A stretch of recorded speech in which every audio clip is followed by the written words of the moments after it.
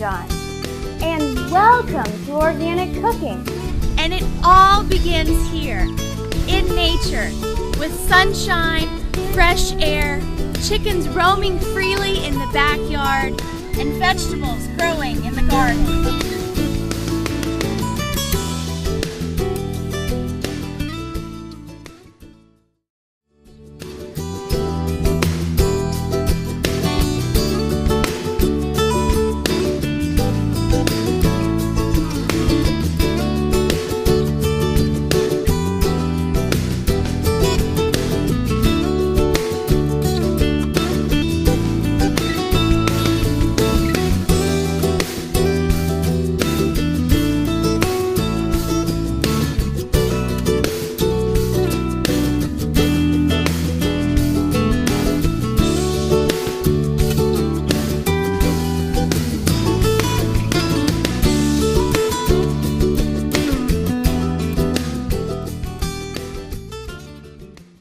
So Kevin, take us back. How long have you been doing this? Well, I started when I was 16. Wow. And I was a busboy at an Italian restaurant, which was owned by two Sicilian brothers, which is still in business to this day. I was there for about 2 years. I was 16. I worked with college girls, and I mean, as a young man, I was like, those babes. I was like, whoa, what is this? This is good. Yeah. I like this. High five! Yeah, I mean, that's really Very good. nice. Wow. And how did you work your way into the kitchen? And That was a hard road. hard road It was. with lots of screaming, lots of screaming along the way. Two Sicilian brothers who were very hot-headed and very passionate about what they did. I asked them almost every day. I mean, kind of almost every day. I was like, please just let me cut some vegetables, or whatever you need me to do. I want to do it. I want to be a part of what you're doing. Right. And they kept telling me no. I mean, daily. It was like no, no, no. So how did you finally break that barrier? It was a daily thing. They got sick of me asking. So after 2 years of begging and pleading, They said, sure, Kevin, please come do something. Right. So I started cutting up vegetables. And then that proceeded into like cutting down a whole chicken. Wow. Right. And the first time I did that, I was hooked. I was like, oh, this is awesome. And which culinary school did you go to? Went to Johnson & Wales University. No wonder. That explains it all. It kind of explains a lot. Yeah. I took a lot from that experience, and it's driven me to where I am now, which is in Nashville, Tennessee. And I cook at F. Scott's restaurant. So Kevin, explain to me, what's the secret to making a good brisket? I don't know if it's a secret so much as it's just time and temperature. Okay. You cook it low and slow. Low and slow. Low and slow. Slow is about 220 degrees for about 9 to 10 hours. And it's in liquid. So this is by no means a fast food restaurant. No. A slow food restaurant. Very slow. But very Come good. today, you'll eat tomorrow. You're right. Yeah, exactly. Yeah.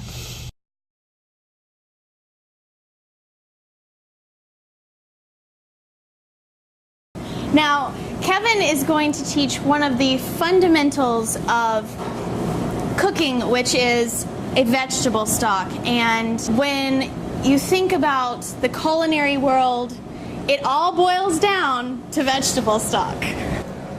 Stock baking, it takes onions, it takes celery, carrots.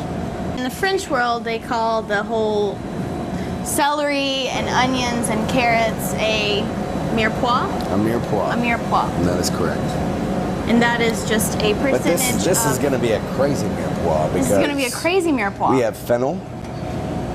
We have fennel. Poblano peppers, corn, tomatoes, apples, red bell pepper, yellow bell pepper. So we're having an explosion. That's going to be an explosion. So what are we doing with the corn? The corn, we're gonna peel it, and then we're gonna smoke it, and that's gonna add a whole new element to that vegetable stock.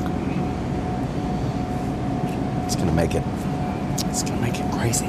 It's kind of like bringing meat to the table, because you bring smokiness, which kind of, for me, equals meat. You can just cut it however. It doesn't have to be perfect at all. Just some large chunks. You don't need knife skills for this. Just rough cut.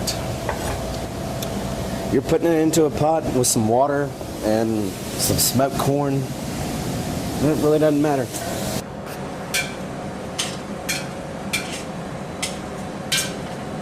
So I just took the 2 ears of corn out of the smoker and put them directly into the pot. Just put them in there whole, which will add a smoky flavor to the stock. And then I'm gonna add some water. You wanna put it 2 inches above what you're cooking. Bring it to a boil, and then you're gonna turn it down, and then kind of just let it simmer. It's probably gonna take 45 minutes to an hour. And we'll be right back. We'll be right back. Look at that vegetable stock. It looks absolutely beautiful. amazing. Yes, and it smells good. Smell those aromas. So what we're gonna do is we're gonna turn it off, All right. and we're gonna strain it. And we're left with beautiful, glorious vegetable stock. That smells so good. We need to do something with it. So, mean, what are we there's going to do? There's lots you can do with vegetable stock. Soups, for sure. Okay. You can also do sauces with this. You can make a vegetable gravy. Yum. Right. I mean, for vegetarians who, you can make your own biscuits. Make a little gravy out of the vegetable stock. It's got smoked. You've got a vegetarian country breakfast. Right, that's true. There's some smoked corn cobs in there, so it's going to give a smoky flavor. Right. Nice. What are we going to make with this today? We're going to make a boiled peanut soup. These are green raw peanuts. They're fresh. They haven't been roasted or salted. So we took these and we boiled them for a long time. About 6 or 7 hours. Wow. And it produces this. Boiled peanuts that are out of the shell. I called them barbecue boiled peanuts. Barbecue boiled peanuts. So I put barbecue seasonings in the liquid that I cooked them in. Okay. So smoked paprika, brown sugar, garlic powder, onion powder, cayenne pepper. Wow. And they're delicious. So we're going to put these peanuts with this vegetable stock And we'll and puree make a it. soup. We're going to puree it. Let's taste it. Yes, let's taste it. Oh, genius! Genius! Voila! Mwah!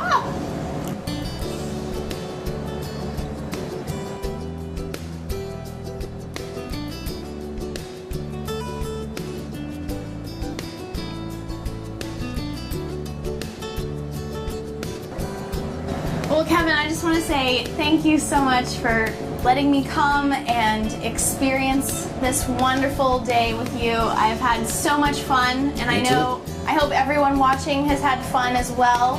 Thank you also for joining me today, and from F. Scott's Kitchen here in Nashville, Tennessee, bon appetit!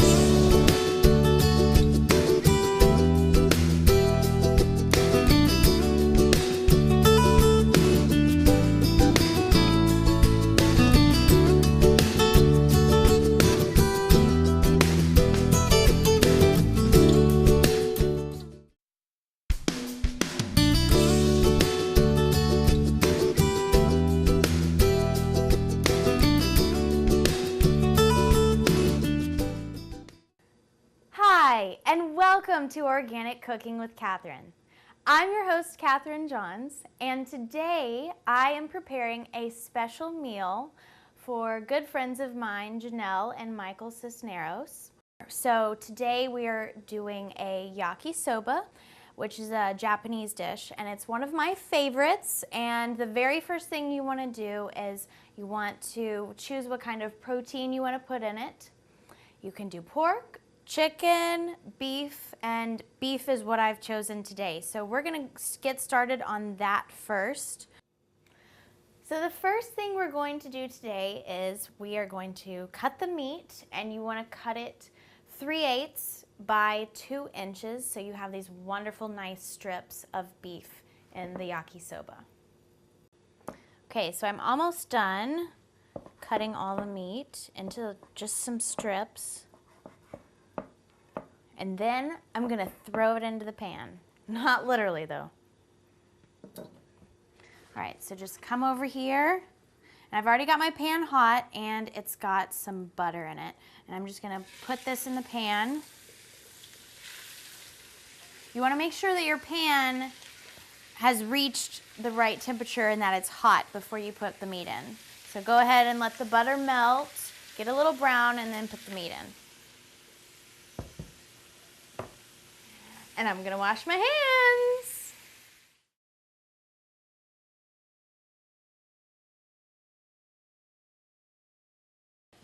So it's hot in the pan and it's browning, and so now you want to take lemon juice and some soy sauce and a little bit of pepper.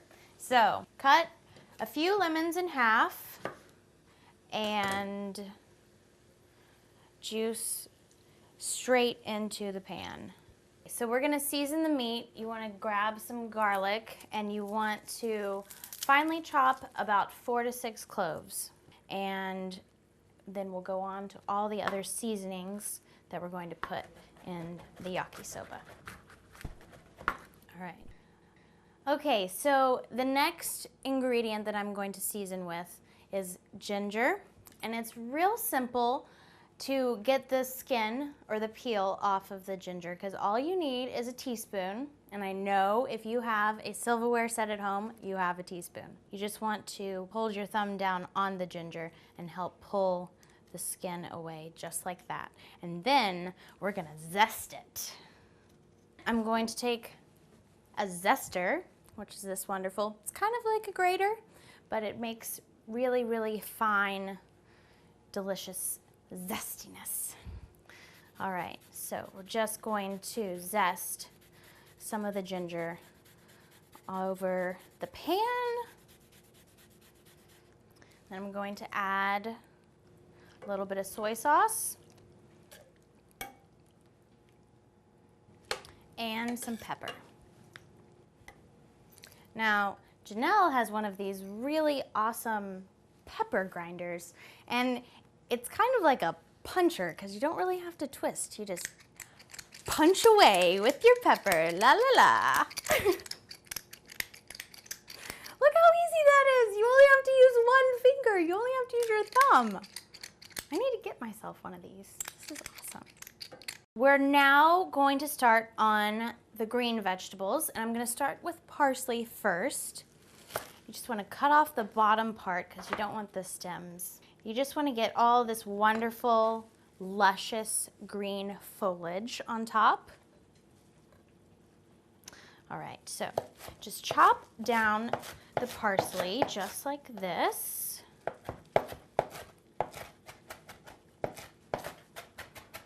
So just chop this down finely. Now just going to throw that in. Then we're going to start on the celery, and I'm going to wash it quick before I put it in.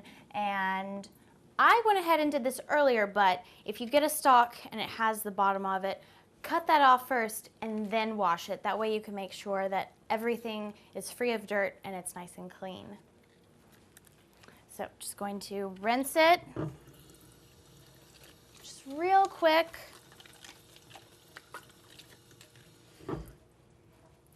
I also like to cut off the top as well. You don't want that in there. A lot of times it can be kind of brown.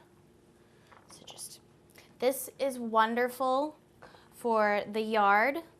It's great mulch, and if you have animals in the yard as well, like rabbits, if you have rabbits that live in your bushes, they love the leftover parsley and the leftover celery. It's just a wonderful treat for them, and you're doing something green. It's also great for your garden. So I'm just going to chop up the celery real quick.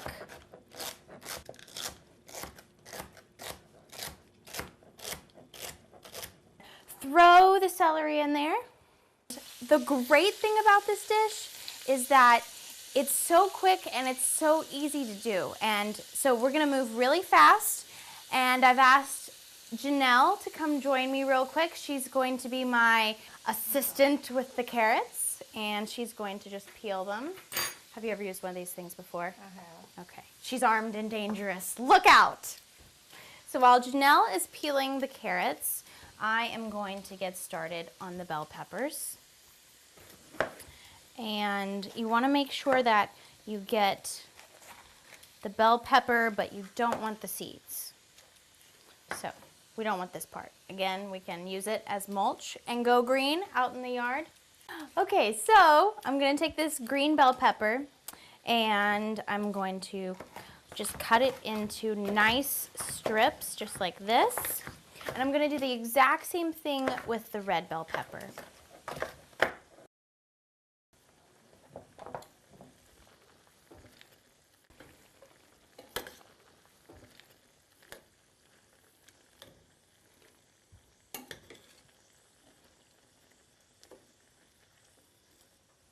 Thank you, Janelle, for helping me with the carrots. Okay, so cut off the ends of your carrots, because nobody wants to eat the ends. And the carrots are going to be a really nice addition to this dish because it's going to add a wonderful sweetness, and they're always full of flavor. And with this dish, you really want to make sure that you cook the vegetables in this order according to how long they take to cook, because by the time I get finished with all the vegetables, we'll just about be ready. There we go. And just throw those in. Opa! All right, so now we're going to go on to the next vegetable, the mushrooms. And let me tell you, you really want to make sure you wash these first. So I'll be right back. Okay, so now we're going to take the mushrooms and we're just going to slice them up real quick. And in Japanese mushrooms, you know, you have all your different flavors. You have sweet and you have spicy and you have sour and you have bitter, but mushrooms have the flavor of what the Japanese call umami, which is a whole other flavor all by its own. But when you think of mushrooms, you can think of umami. It's a very savory, rich flavor. And through the magic of television, I just wave my hands and voila, they're all chopped.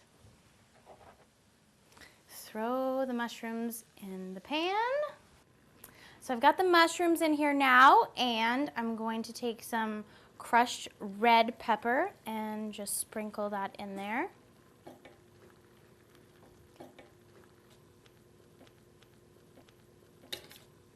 All right, now on to the onions. I have a yellow onion and I have a purple onion as well. In Japanese culture, they believe that you are healthiest when you eat all the colors. So cut off the ends of the onion, then cut the onion in half. Peel off the outermost layer of the peel.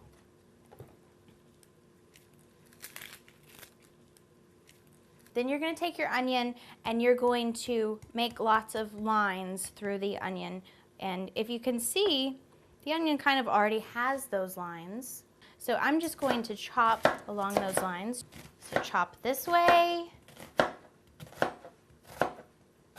And then I'm going to turn the onion, and then I'm just going to chop, and all the little pieces will just be perfect. So chop up the onion.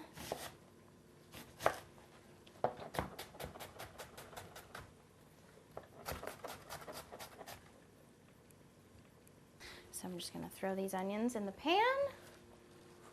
So before I do the purple onion, I'm really quick going to put my pasta in my boiling water. It's just come to a rolling boil right here. Put a little salt in there. I've got a little bit of olive oil, and so I'm just gonna pour just a little so the noodles don't stick together. There we go. Just a little bit. You don't need much.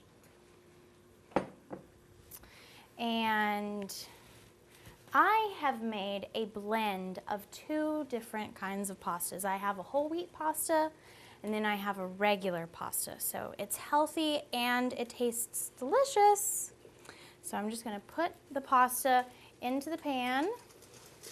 Now, when you're making your pasta, when the water comes back up to a rolling boil, you then want to make sure you turn your heat down to low. You don't wanna just let it boil away, because you want to let it perfectly cook.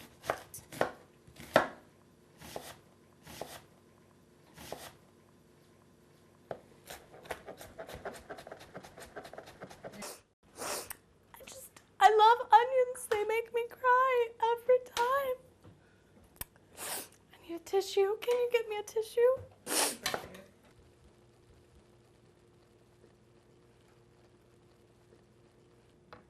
Now, I am going to put the last vegetable in today, which is going to be green cabbage and purple cabbage. With cabbage, you always want to make sure that you peel off the first couple layers, because generally they're not very bright in color, they're a little dull, and they're not the freshest. So you want to start with the freshest leaves. This would also apply to lettuce. So I've got the cabbage, and I'm just going to cut a little bit of it because I don't want the whole thing.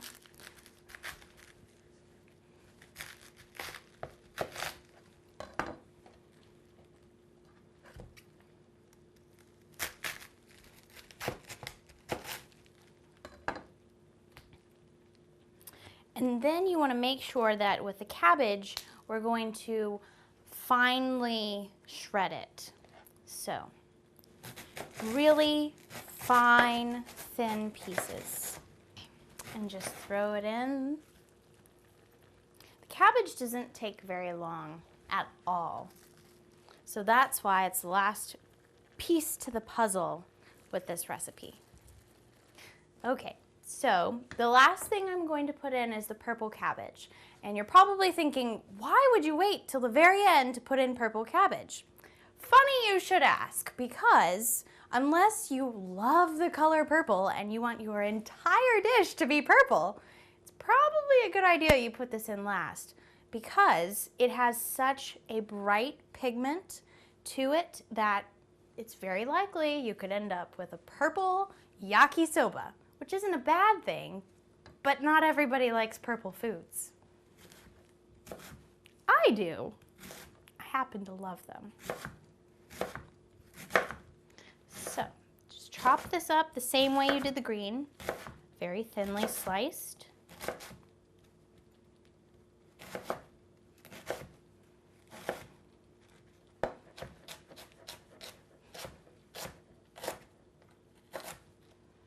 And throw it on top.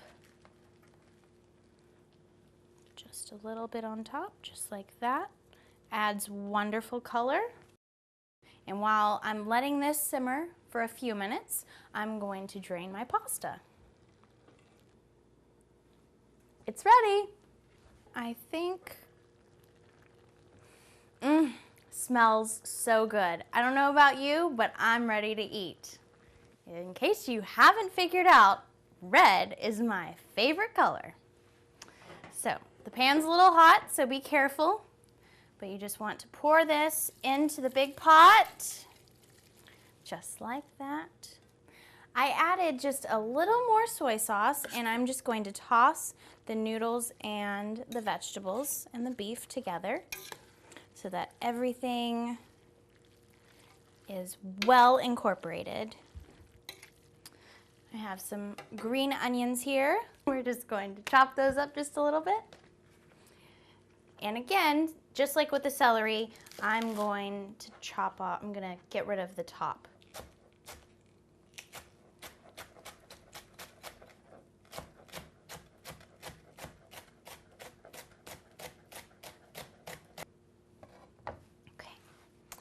going to throw a little bit of this in there to add a wonderful color. Some bright green pop to the dish. And now the dish is complete. It's that simple. Are you ready to eat? I know I am.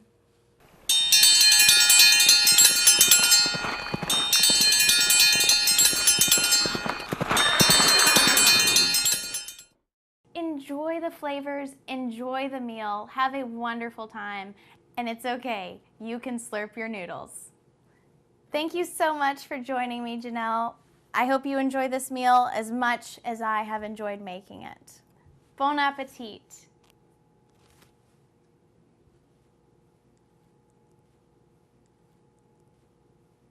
That's really good. That is delicious.